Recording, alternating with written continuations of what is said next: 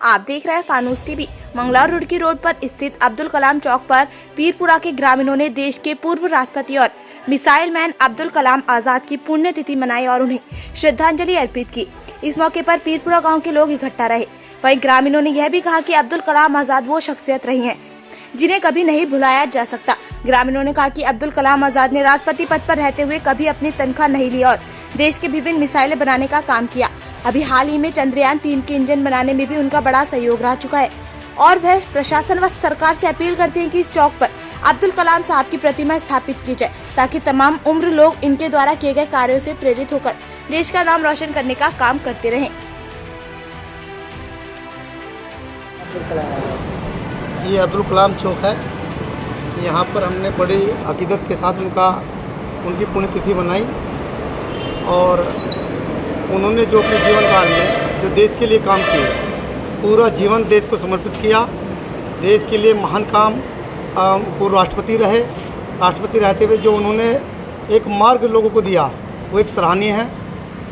उन्होंने अपने जीवन काल में वैज्ञानिक के तौर पे जो उन्होंने अहम भूमिका निभाई, मिसाइल लेकर इस देश को बहुत गौरवशाली बनाया।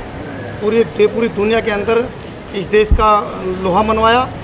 ये एक सराहनीय काम है और उनकी जो उन्होंने काम किया है, हमारा आगे आने वाली नस्लों से भी यही उम्मीद है कि वो भी उनके नक्शे कदम पर चल के देश के लिए काम करें। कौन से गांव का चौक है, किस नाम से जाना है? ये पीरपुरा गांव की ज़मीन है, ग्राम पंचायत के अंदर आती है। पूरे पीरपुरे गांव के ग्राम पंचायत के लोगों ने मिलके इस काम को किया। इसका नाम अब्दुल कलाम चौक रखवाया और पहले भी हमने यहाँ पर उनकी जो पुण्यतिथि थी, जन्मदिन था, उसके अवसर पे जो भी काम किया था हमने पहले भी किया। 15 अगस्त में यहाँ पर झंडा फहराया था और आगे भी जो भी हमारे से होता रहेगा निरंतर करते रहेंगे। और सरकार से हमारी मांग है कि वो इस चौक पर कलाम जी की प्रतिमा का लगाई जाए। से अब्दुल कलाम आज़ाद जी का पूरा जीवन संघर्षों से भरा रहा। उन्होंने स्टार्टिंग में आपका शिक्षा के दौरान अखबार तक बेचे, फिर इसके बाद उन्होंने देश को मतलब एक मिसाइल की प्रगति में एक जो योगदान दिया उन्होंने। पटना मतलब उसे हम शॉर्ट फॉर्म में कह सकते हैं, त्रिशूल, नाग, अग्नि, आकाश, ये सब मिसाइलें जो उन्होंने बनाई वो आज देश के लिए देश की प्रगति के लिए एक अहम योगदान निभा रही है। इसके अलावा उन्होंने जो इसरो में भी काम किया, इसरो के जो आज रॉकेट अभी हम हाल ही में चंद्रयान छोड़ा है हमने, उसमें भी जो क्रायोजेनिक इंजन जो बनाया गया है उसमें भी उनका योगदान था। और पूरा जीवन उन्होंने देश को समर्पित किया और आपका राष्ट्रपति राष्ट्रपति रहते हुए उन्होंने सरकारी धन से 1 रुपये भी मतलब अपनी तनख्वाह भी अपने ऊपर खर्च नहीं की।